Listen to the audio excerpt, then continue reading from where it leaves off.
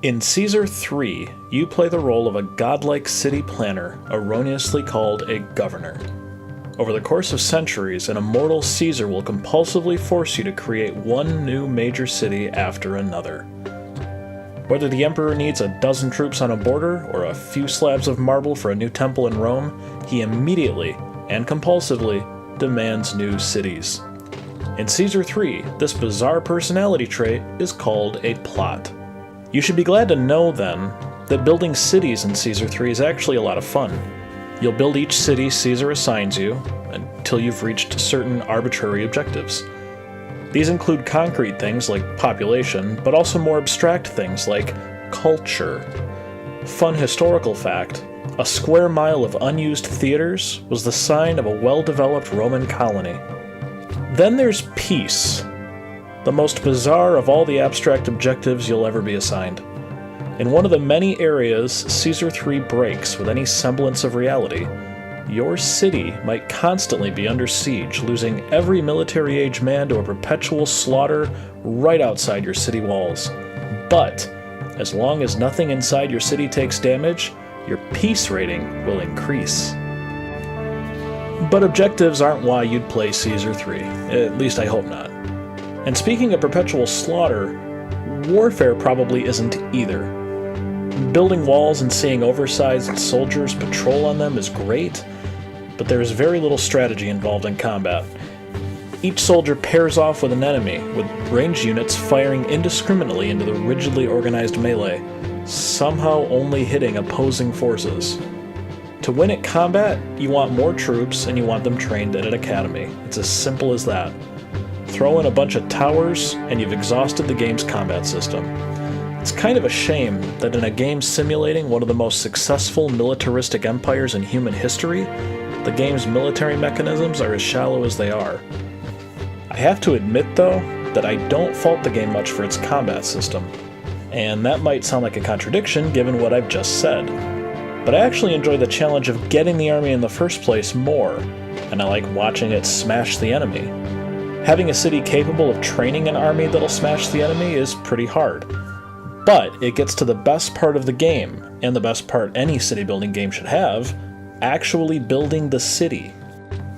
In most scenarios, you'll start with an empty plot of land, a bunch of money, and a superpower that lets you call forth pre-constructed buildings by exchanging some of that money. You'll be doing this a lot, since the only thing you don't build yourself is housing. In a form of city management nothing short of totalitarian, you'll place the roads, the infrastructure, the industry, the entertainment, the farms, the wharfs, the temples, and the forts. You'll need to supply water to your citizens through wells and fountains. You'll need to provide security and building inspectors. You'll need to build the mines and farms that supply raw materials and the manufacturing buildings that actually turn them into goods. You'll need to build temples to the 5 gods, whose almighty powers can be disabled with a single toggle in the game's options. Unfortunately for you, this complete control over structures comes with a downside. You don't actually control your citizens, and your citizens are idiots. With the exception of people transporting goods around, everyone wakes up in the morning and then just randomly decides where to go for the day. That means you might place an architect's post next to some mines with questionable structural integrity, only to have your architect wander off and inspect dirt roads all day in the opposite direction. The way housing works in this game makes it even more difficult. Housing evolves over time as conditions improve, providing you with more tax revenue and your citizens with more beds to sleep in. Up to 100 in this 4-room building. Citizens mysteriously get wealthier as they receive more goods and services instead of the other way around, so you'll want to make sure they get what they ask for. And it's pretty easy to tell what they're asking for. You can just right-click on them anytime you want. Actually getting them what they want is harder, since you'll need to rely on those buffoons wandering randomly around your city. This forces you to plan your layout well with as few intersections as possible.